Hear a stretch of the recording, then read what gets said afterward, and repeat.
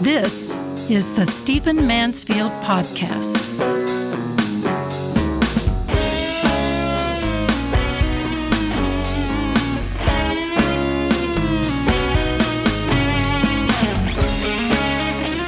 Well, welcome to the Stephen Mansfield Podcast, the podcast where we look at our generation through the lens of faith and leadership, character, and history. It's so good to have you with me. Let's jump right in.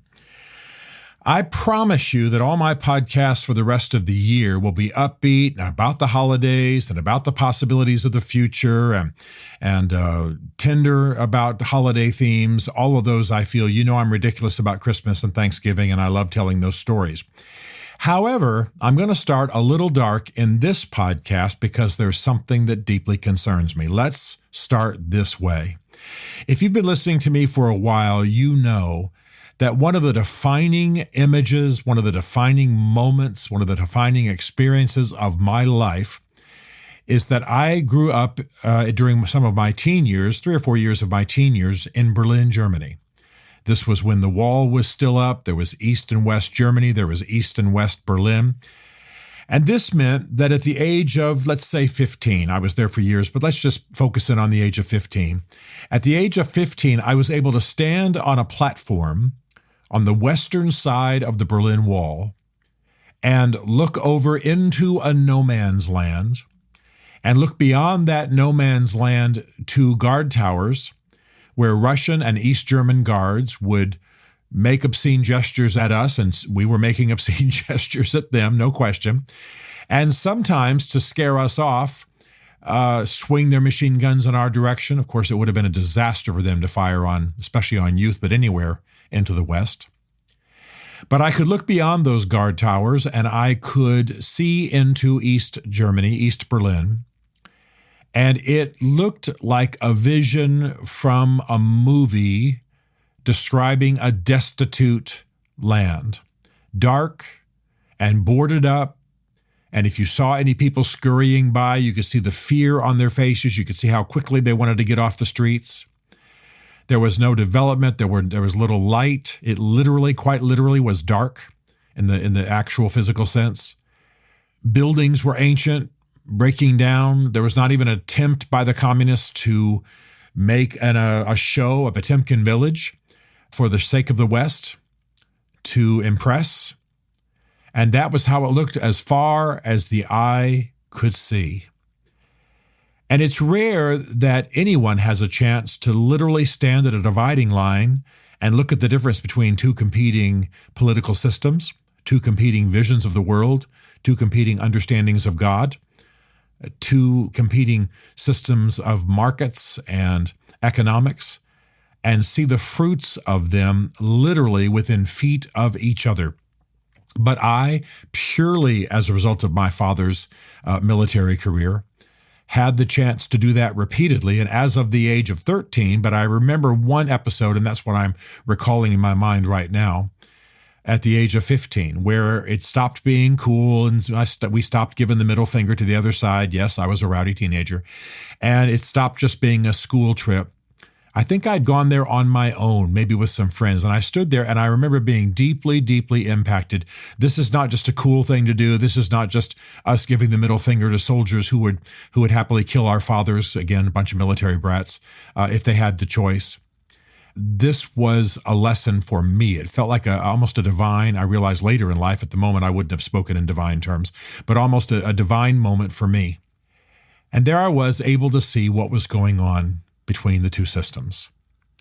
And I have to tell you, that image has come back to me almost every day of my life. Many times during years of school and what have you, I didn't mention it.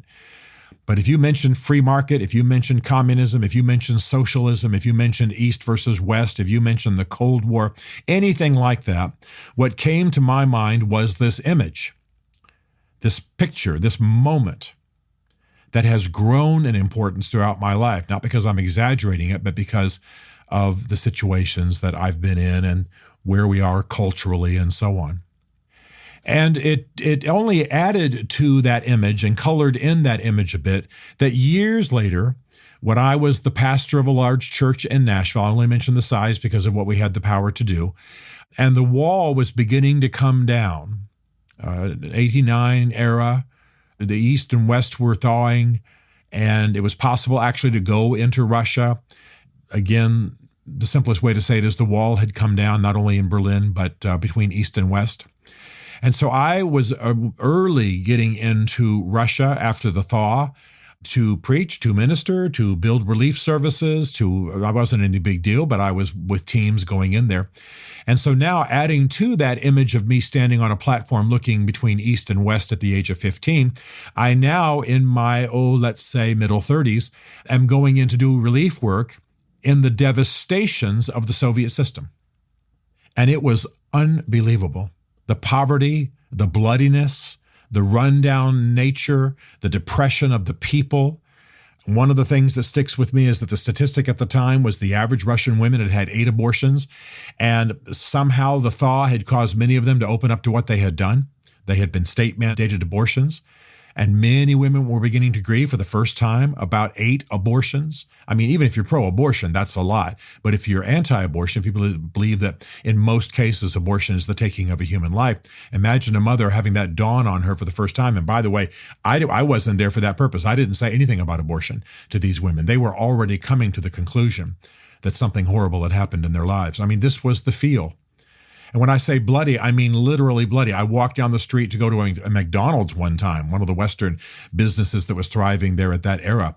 And I was hoping maybe for a sausage biscuit, Southern boy as I am. And I walked by 2 dead bodies on the streets. It was not uncommon at all to go into an apartment and have to touch a door handle where there was blood. Literally, there was a lot of blood. I can't fully explain it, but that was just true. And I guess what I'm trying to say here is that this was a defining image for me. So you can imagine then what I was feeling what I have been feeling recently in American history as socialists have continually obtained political offices in the United States. I mean, it's been pretty devastating, been pretty stunning. Because socialism, let me just give us a little bit of political theory. Socialism, essentially, is the slow progress towards Marxism. Don't be fobbed off by somebody saying, I'm not a communist, I'm a Marxist. In political theory, it's very well understood that socialism is a slow progression towards communism.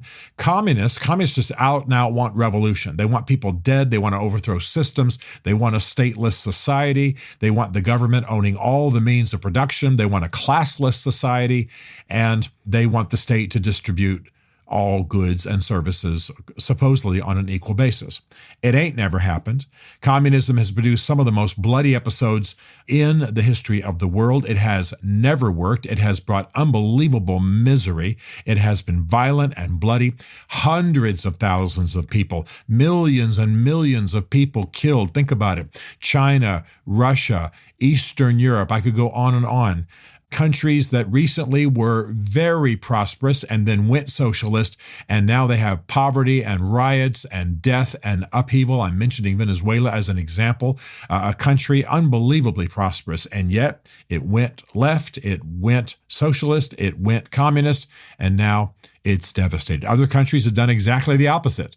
Look at Poland right now, that's so prosperous, having broken out of the Soviet orbit and having broken out of socialism. So what am I saying? In our modern society, in our modern elections, we have seen a number of socialists win office. The most popular one, the one getting the most attention, is Zoran Mandani, Mandani, now the mayor of New York, an avowed socialist, saying he's going to do all kinds of things he doesn't even have the power to do. And this, by the way, is one of the great socialist tactics: promise what you cannot possibly deliver, particularly within a political system. So he is now the mayor of New York, an anti-Semite, a Muslim. I'm okay with having Muslims in political leadership in the United States. Please don't think I'm biased against that. I think most of you know that I'm an outspoken advocate for the Kurds, who are a 95% Muslim people. And I would be thrilled to have Kurds as leaders because they're moderates and they're wise and they've been through a lot and they've seen the excesses of both communism and extremist Islam. And they would be wise leaders for us when the day comes that they start to run for office. But a radical Muslim, anti-Semite, socialist heading towards communist man, now is the mayor of New York.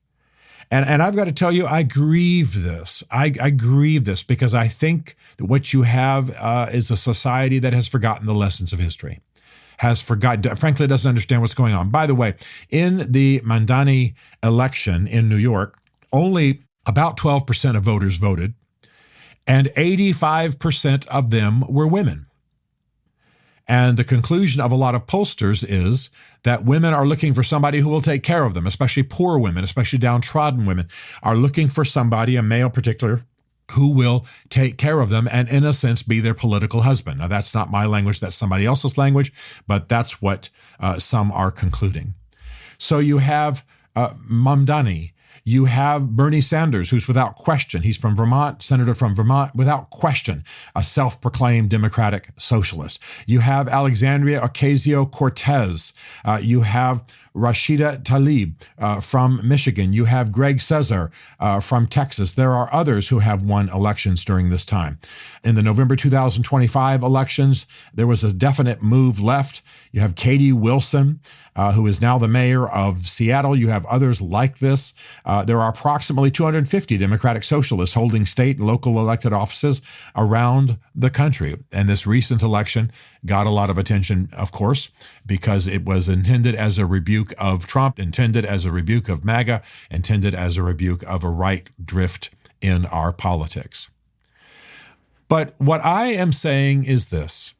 I understand why people look at the appeals of socialism, such as they are, and especially the young, and think that maybe this will assure a more safe, a more fair, a more egalitarian society. But when I stay awake at night, when I lay on my pillow at night, Bev's asleep, and I'm pondering the state of the world and a tear forms in my eye, I'm not trying to be overly sappy here, but it does happen, and here's why. I'm not really that concerned about radical Islam in the United States. Muslims are less than 10%, and many of them are here temporarily. And I'm not that concerned about that. Certainly there's radical Islam in the United States. Certainly we've got a foolish immigration policy, especially a student visa policy, which brings radicals in and puts them on our university campuses. We know that, we're addressing it, but I'm not that concerned about radical Islam in the United States. I am concerned about our university campuses, which largely because of very left-leaning professors have become hotbeds of socialism, which again is just the slow boat to communism. Communists want revolution, death in the streets, and a system imposed immediately. Socialists want a slow progression. It starts with an inflated level of human rights, what's called human rights. It's not actually human rights. It continues with control of private industry. It guarantees individuals their rights, but eventually those erode. And ultimately, over the period of years, you end up in the same place as communism. Communists want a stateless, classless society. They are, without question, materialists. They don't believe in higher thought. They don't believe in political theory or the theology governing society. They believe in materialism, heroic materialism, they call it, and they want the state owning all means of production, meting out goods and services, and controlling everything in a completely stateless and classless society. It's a fantasy. It's a fantasy. And what I am trying to say is that this is what concerns me the most. The Democratic Party, without question, for the most part, has fallen off the left side of the political spectrum. People like Bernie Sanders and Alexandria Ocasio-Cortez, AOC, many people call her, from New York. They are, without question, holding more centrist leaders in the Democratic Party hostage. They were the ones who drove the recent government shutdown. This recent one of all the government shutdowns in my life was without question fashioned by the Democrats. The Republicans repeatedly offered continuing resolutions, repeatedly offered what's called clean resolutions, meaning let's just fund the dang government and we can work out specific agendas later. But the Democrats, the extreme edge of the Democratic Party, held the entire country hostage based on their devotion to some Obamacare funding that needed to go away. There's no question we need state-supplied and funded health care services. No question that that's got to be in the mix. Everybody believes that. But these were extreme. These were part of Obamacare that needed to go away. We've known it since Obamacare came down the pike. But they decided to draw a line here and thus gave us the longest government shutdown in American history, with people being unpaid and ridiculous to have air traffic controllers having to be helped privately just to make their ends meet. By the way, we should remember that moment, because what we learned was that 40 million Americans cannot make it through a few weeks without help from SNAP programs and other kinds of financial support. That's a lot.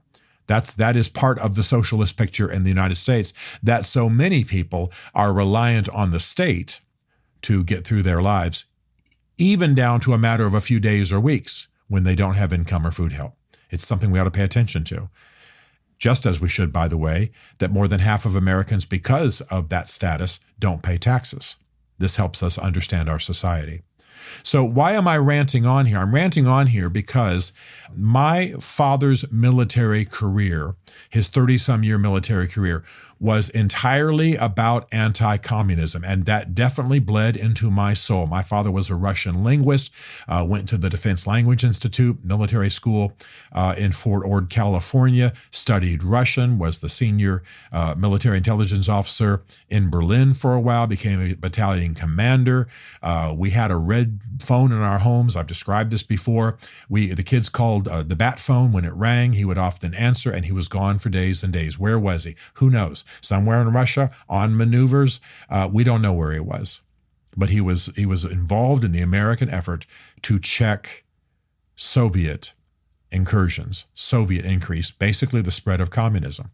And at that time, the American military doctrine, American military expectation was that there was going to be a war in Europe. Many of my friends who are West Point grads, they studied the idea of a war in Europe. They studied the Fulda Gap. They studied these geographic features. They all took German at West Point, for example. They were preparing for a war in Europe. Why? Because we expected the Soviets to sweep down. Well, of course, that threat in that form went away. It's returning now, which, by the way, as I speak, Germany is calling up all military-aged young people and requiring them to have physicals. Other political leaders in Europe have told their countries, expect war. So they're still thinking they're going to be invaded by Putin's Russia. What I'm trying to say is that in the United States, that arising largely from American university campuses and embedding themselves in the Democratic Party, the fact that we are seeing a rise of socialism/communism, I consider them to be the same thing on two different timetables, is stunning. And I say to those of you who are people who graciously listen to this podcast, and I'm thankful, we've got to fight this at an intellectual level. Don't just sit in your living rooms and go, tisk, tisk, tisk, what a bitch AOC is. I've heard that a million times up on the Hill, in living rooms, at the dinner tables, in restaurants. But we have to fight back. I don't mean go after her personally. Quite frankly, she's not that big a threat. It's just that the Democratic Party is so left-leaning and weak that she's gained power within a short period of time. And some people are actually talking about her running for president, which I consider to be crazy. But it's not about her. It's not about Bernie Sanders. They're not that strong of figures.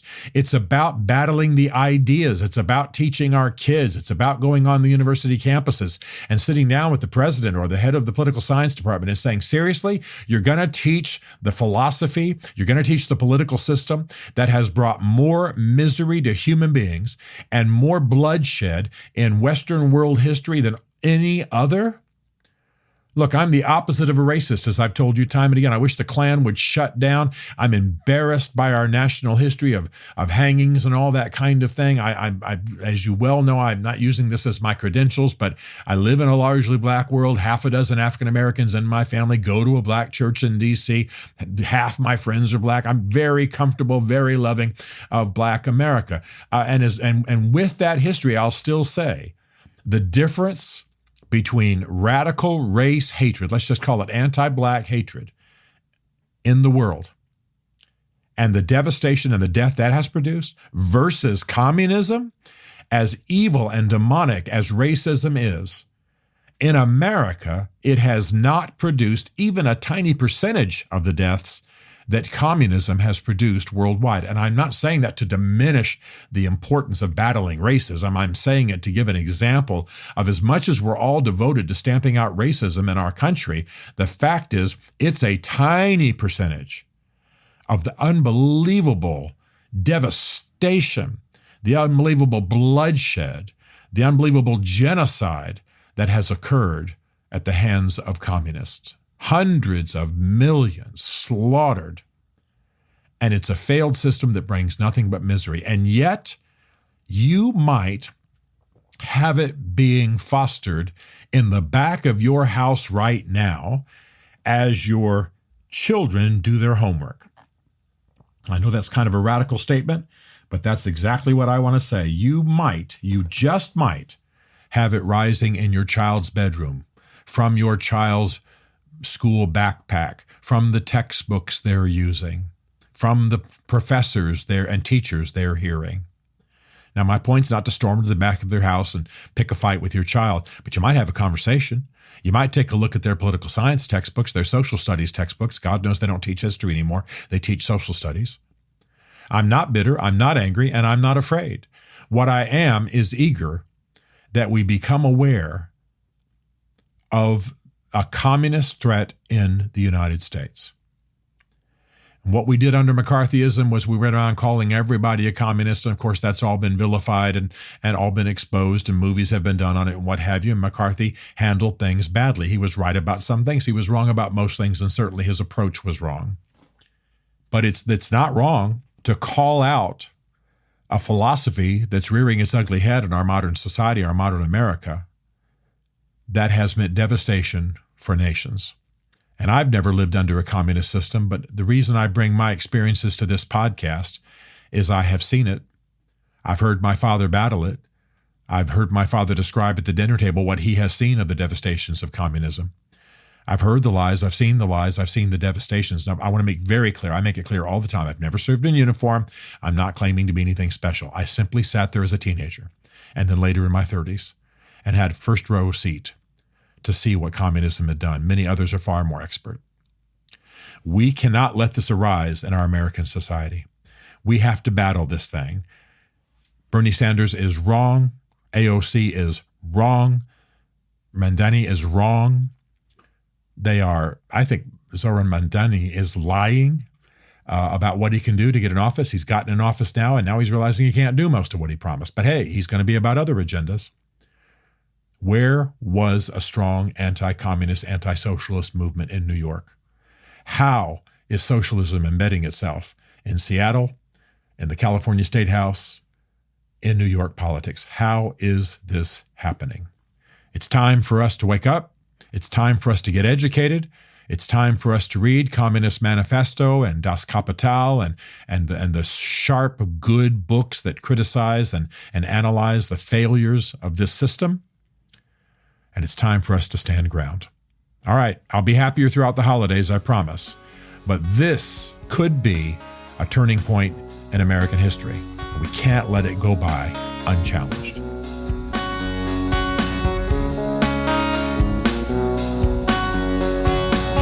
Stephen Mansfield is a New York Times best-selling author, a popular speaker, and a frequent faith and culture commentator in international media. His groundbreaking books on faith and society include The Faith of George W. Bush, The Search for God in Guinness, Mansfield's Book of Manly Men, and Lincoln's Battle with God. Learn more at stephenmansfield.tv.